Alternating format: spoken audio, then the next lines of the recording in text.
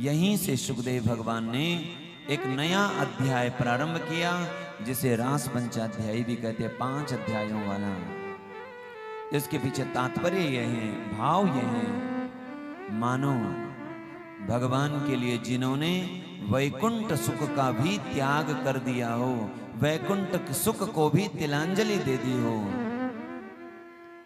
वैकुंठ के ऐश्वर्य को भी तिलांजलि, केवल संसार का ऐश्वर्य नहीं, हम लोगों से तो संसार का ऐश्वर्य नहीं छूट रहा है। छोटी मोटी गद्दी, पद, ऐश्वर्य, धन, मकान, दुकान, गाड़ी, घोड़ा, ये नहीं छूट रहे हैं, लेकिन पंचाध्यायी में इस मधुर रस में प्रवेश उसको है जिसने वैकुंठ तक के ऐश्वर्य का त्याग कर लिया है श्री कृष्ण के लिए। जो एक कहते हैं, धर अर्थ न धर्म न काम रुचि, गति न चहु निर्वाण, जन्म जन्म रति राम पद, यह वरदान ना। अर्थ न चाहिए, धर्म भी नहीं चाहिए, काम भी नहीं चाहिए और मोक्ष भी नहीं चाहिए। जिन्होंने मोक्ष के ऐश्वर्य को भी तिलांजलि दे दी हो।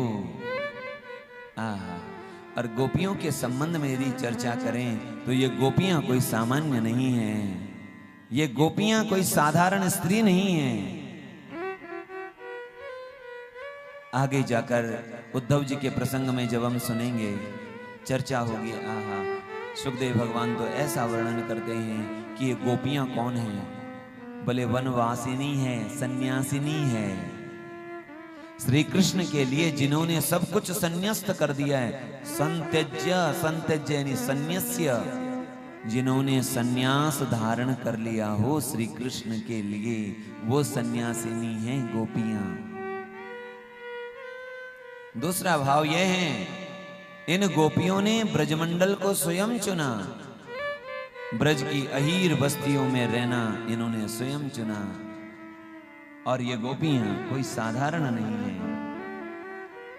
हमने जब चिंतन किया गर्ग संहिता का और ब्रह्म वैवर्त पुराण का, गर्ग संहिता में आया है, माधुर्य खंड में भी और गोलोक खंड में भी। ये गोपियां कौन हैं? बोले श्रुति रूपाश्चया गोप्य गोपानां सुकुले ब्रजे। पहली जो गोपियां हैं वो हैं एक श्रुति रूपा गोपियां, यानी वेदों की ऋचाएं, वेदों की श्रुतियां ही गोपी बनकर ब्रजमंडल में अवतार यानी जन्म ले रखी हैं, श्रुति गोपियां। दूसरी, तदा श्री रामस्य वरात् दंडकारण्यवासिना ऋषयस्त्रित्वमापन्ना बभूवुस्तस्य कन्यका। दंडकारण्यवासिन्यः, दंडकारण्यवासी जितने भी ऋषि मुनि थे वह स्त्रीत्वम आपन्ना, वे स्त्री हो गई, गोपियां हो गई। जब भगवान दंडकारण्य में भगवान श्री राम जानकी जी के साथ, लखनलाल जी के साथ दंडकारण्य में रह रहे थे, भ्रमण कर रहे थे, उस समय वहां आया है जो गोपाल भगवान की उपासना कर रहे थे, उन्होंने भगवान से कहा, प्रभु हमें आपकी सन्निधि चाहिए गोपाल रूप में। तब भगवान ने उनको वरदान दिया था। वही दंडकारण्य के ऋषि मुनि गोपी बनकर अवतार लिए हैं। मैथिली नाम च गोपी नाम।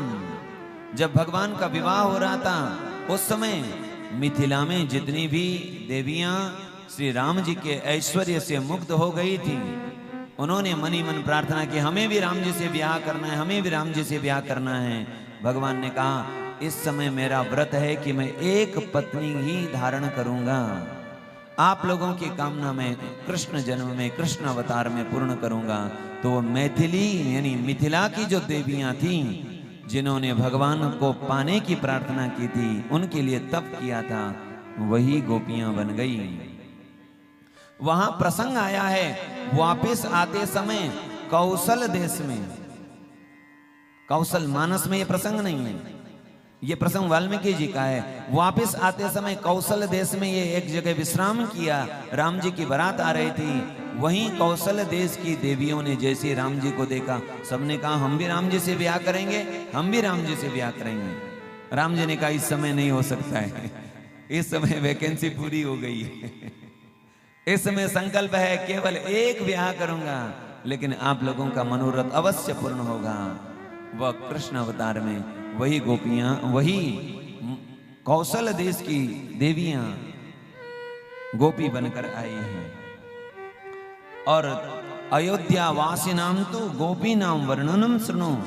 अयोध्या की देवियां जिन्होंने कामना की हमें भी श्री राम जी के विवाह करने का अवसर मिले, वह भी जिन जिन ने जिस जिस अवतार में भगवान से विवाह करना चाहा, भगवान ने सबको गोपी का स्वरूप प्रदान करा दिया। अब विस्तार बहुत ज्यादा है। गर्ग संहिता के गोलोक खंड में आया, जब जब भगवान ने यज्ञ किया, जानकी माता का जो एक स्वरूप बनाया, सोने की प्रतिमा बनाई, उसमें प्राण प्रतिष्ठा की। प्राण प्रतिष्ठित जो सीता थी, वह सीता भी गोपी बनकर के जन्म ली हुई है। ऐसा प्रसंग आया है। लक्ष्मी जी ने जितने अवतार लिए थे भगवान के अवतार के समय, वो सब गोपी बनकर के आई हैं। और कहां तक कहें, बहुत बड़ा वर्णन है। ये गोपियां कोई सामान्य नहीं है, इनको सामान्य न समझें। इन गोपियों के लिए धन्या ब्रज स्त्रिय कहकर सुखदेव भगवान कहते हैं, ब्रज की गोपियां धन्य हैं। आहा, गोपी प्रेम की ध्वजा, गोपी प्रेम की ध्वजा,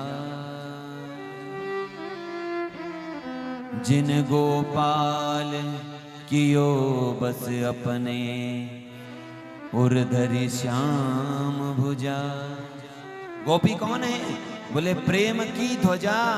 ये प्रेम की ध्वजा है गोपी।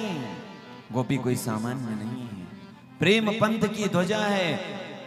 और इसलिए नारद भक्ति सूत्र में देवर्षि नारद जी जब वर्णन कर रहे हैं, यथा ब्रज गोपी का नाम, उदाहरण किसका दे रहे हैं?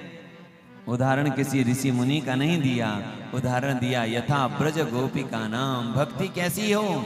जैसे ब्रज की गोपियों की है।